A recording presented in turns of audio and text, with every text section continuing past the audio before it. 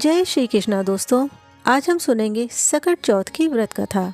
एक समय की बात है, एक साहूकार और साहूकारनी थे। वो बिल्कुल भी धर्म और पुण्य को नहीं मानते थे। इस कारण से उनके कोई संतान भी नहीं थी। एक दिन साहूकारनी पड़ोसन के घर गई। उस दिन सकट चौथ था। पड़ोसन वहाँ पर सकट चौथ की पूजा कर रही थी। ऐसा देख साहूकारनी ने पड़ोसन से पूछा, तुम क्या कर रही हो? तब पड़ोसन बोली, आज सकट चौथ का व्रत है, मैं उसी की पूजा कर रही हूँ। तब साहूकारनी बोली, चौथ का व्रत करने से क्या होता है? तब पड़ोसन बोली, इसे करने से अन्न धन सुहाग पुत्र सब मिलता है। तब साहूकारनी ने सकट चौथ का पूजा विधि विधान पूछा। तब पड़ोसन ने विधि विधान बताया और कहा कि इस दिन तिलकुट बनाकर भगवान गणेश को भोग लगाया जाता है। ऐसा सुन साहूकारनी ने कहा, अगर मेरा गर्भ ठहर गया तो मैं 1.25 सेर तिलकुट बनाऊंगी और चौथ का व्रत करूंगी। भगवान श्री गणेश की कृपा से साहूकारनी को गर्भ ठहर गया तो वह बोली, अगर मेरे लड़का हो गया तो मैं 2.5 सेर तिलकुट करूंगी और चौथ का व्रत रखूंगी।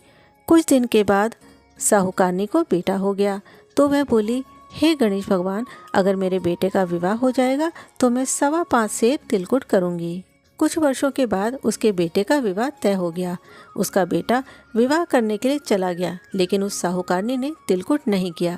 इस कारण से चौथदेव क्रोधित हो गए और उसके बेटे को फेरों से उठाकर पीपल के पेड़ पर बिठा दिया। सभी वर को खोजने लगे, परंतु वर नहीं मिला। इस कारण से सभी लोग हताश हो गए और अपने अपने घर को लौट गए।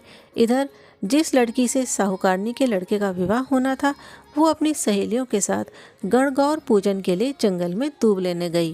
तभी रास्ते में पीपल के पेड़ से आवाज आई, ओ मेरी अर्धव्याही, ओ मेरी अर्धव्याही। ये बात सुनकर लड़की चौंक गई और दूब लेकर घर वापस आ गई। अब जब भी लड़की दूब लेने जंगल में जाती तो पीपल के पेड़ से यही आवाज़ आती, ओ मेरी अर्धव्याही, ओ मेरी अर्धव्याही। इसके बाद वो लड़की धीरे धीरे सूखकर कांटा होने लगी।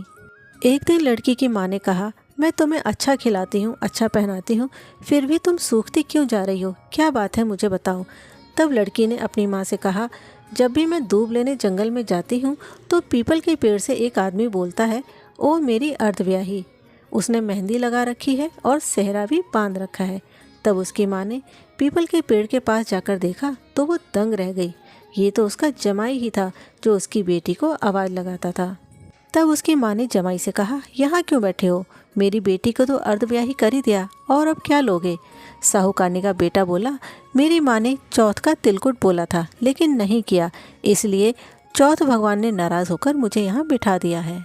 ये सुनकर लड़की की माँ साहूकारनी के घर गई और उससे पूछा, क्या तुमने सकट चौथ का तिलकुट बोला था? तब साहूकारनी बोली, हाँ, तिलकुट बोला था। तब साहूकारनी को लड़की की माँ ने सारी बात बताई।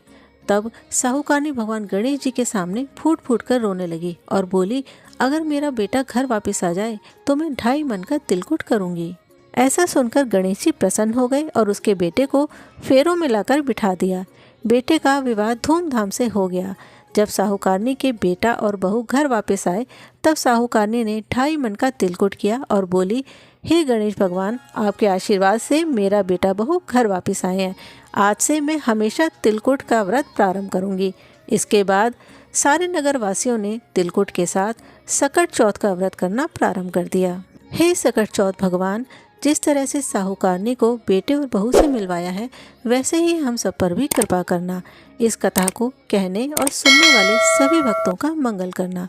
बोलिए सकट चौथ भगवान की जय, श्री गणेश भगवान की जय।